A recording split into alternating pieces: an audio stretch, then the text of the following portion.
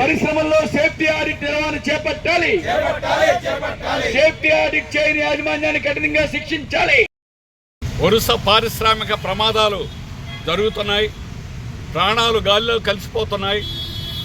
భద్రతని ప్రాణాలని పణంగా పెట్టి కార్మికులు శ్రమ చేసేటువంటి వారిని డ్యూటీకి వెళ్ళిన వాళ్ళు మళ్ళా తిరిగి వస్తారనేటువంటి గ్యారంటీ లేనటువంటి పరిస్థితి ఏర్పడింది.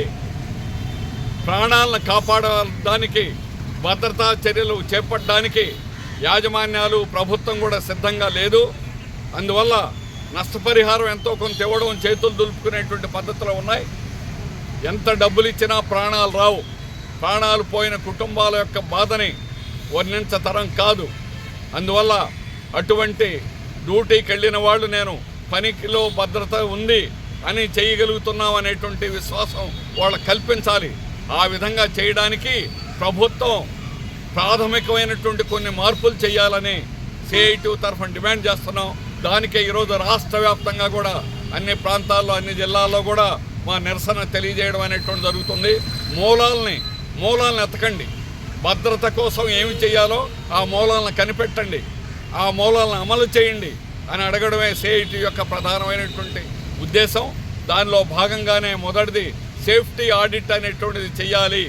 అన్ని పరిశ్రమలో పైప్ లైన్ అనేటువంటిది లీక్ అయ్యి గ్యాస్ లేకపోతే ఆయిల్ లేకపోతే కెమికల్ వీటి వల్ల ప్రమాదాలు రావడం అని అంటే దాన్ని కూడా మార్చుకునేటువంటి పని కూడా ఎందుకు చేయలేకపోతున్నారు? రాష్ట్రంలో అత్యంత ధనవంతులు ఈరోజు ఈ ఫార్మా కంపెనీలు. రాష్ట్రంలో 10 మంది అత్యంత ఉన్నత ధనవంతుల్లో 9 మంది ఫార్మా కంపెనీలకు సంబంధించిన వాళ్ళే. మీకు లాభాలు ఎలా వస్తున్నాయి? లాభాలు తెచ్చుకోండి, కానీ భద్రతని పణంగా పెట్టి భద్రతని లేకుండా చేసి మీ లాభాలు తీసుకునేటువంటి పని అనేటువంటి సరైనటువంటిది కాదు. అందుకని భద్రతకి ప్రాధాన్యత ఇవ్వండి.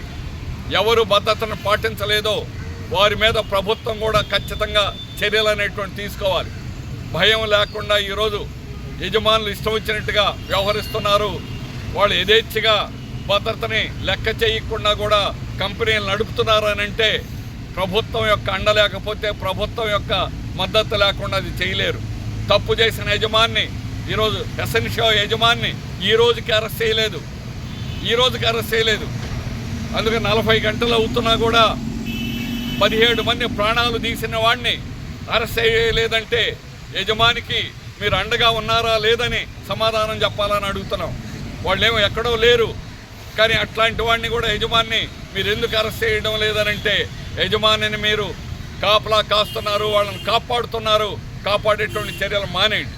ఎందుకనంటే మీ యొక్క పాలసీ, గత ప్రభుత్వం జగన్మోహన్ రెడ్డి పాలసీ కానీ ఇప్పుడు చంద్రబాబు నాయుడు గారి పాలసీ కానీ ఈజ్ ఆఫ్ డూయింగ్ బిజినెస్ అంటే కంపెనీల వాళ్ళని మేము ఆహ్వానిస్తున్నాం, కంపెనీల వాళ్ళు రావాలి.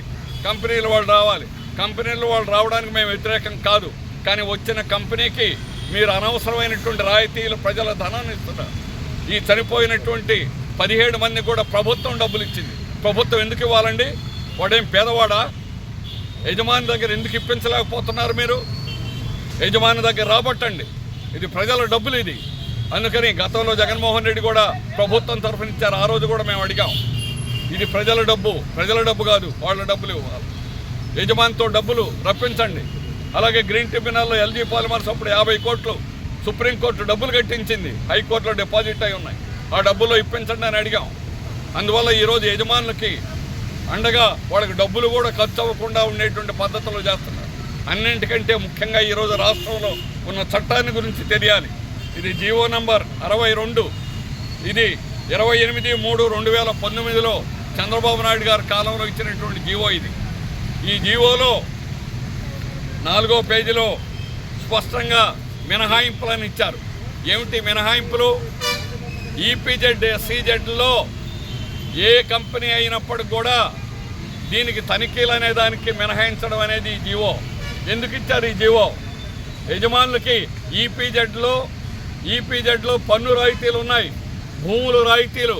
బ్రాండిక్స్ కంపెనీ 1000 ఎకరాలు ఇచ్చారు, 1000 రూపాయలే మీరు దానికి లీజు.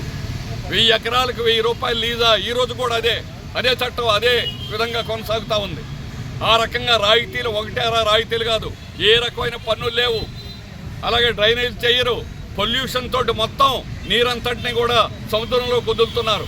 అందుకనే విశాఖపట్నం దగ్గర ఎందుకు జరుగుతున్నాయని చాలామంది ఆశ్చర్యపోతున్నారు. సముద్రం ఉంది ఇక్కడ, అందుకని సముద్రంలోకి పాపాలన్నింటినీ కూడా పోసినట్టే శుద్ధి చేసి సముద్రంలోకి వదలాలి. కానీ శుద్ధి చేయకుండా ఈరోజు అక్కడికి వదులుతున్నారు.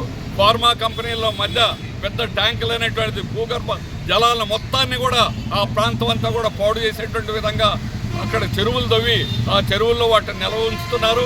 అత్యంత ప్రమాదకరమైన రసాయనమైనటువంటి నీటిని అట్లా నిల్వ చేయడం అనేటువంటి జరుగుతుంది. అన్ని ఉల్లంఘనలు చేస్తున్నారు. అందుకని ఉల్లంఘన చేసేటువంటి రామ్కి నంబర్ 1 యజమాని ఈరోజు వాళ్ళకి రక్షణగా ఉంటామనే యజమానులకి కాపాడే దీనికి డబ్బులు విపరీతంగా లాభాలు సంపాదించడానికి ఈరోజు రామ్కి కంపెనీ అక్కడ అడ్డం పెట్టుకొని ఉపయోగించుకోవడం అనేటువంటి జరుగుతుంది. అందువల్ల దీంట్లో ఈ మినహాయింపులు అనేటువంటిది ఇచ్చినటువంటి ఈపీజెడ్లే కాకుండా మిగిలిన మీడియం కంపెనీలట. ఈ మీడియం కంపెనీలన్నీ కూడా సెల్ఫ్ సర్టిఫికేషన్, మేము ఈ కంపెనీలో భద్రత పాటిస్తున్నాం అని ఒక కాగితం ఇస్తే చాలు. అక్కడ ఎటువంటి ఇన్స్పెక్షన్ లేవు.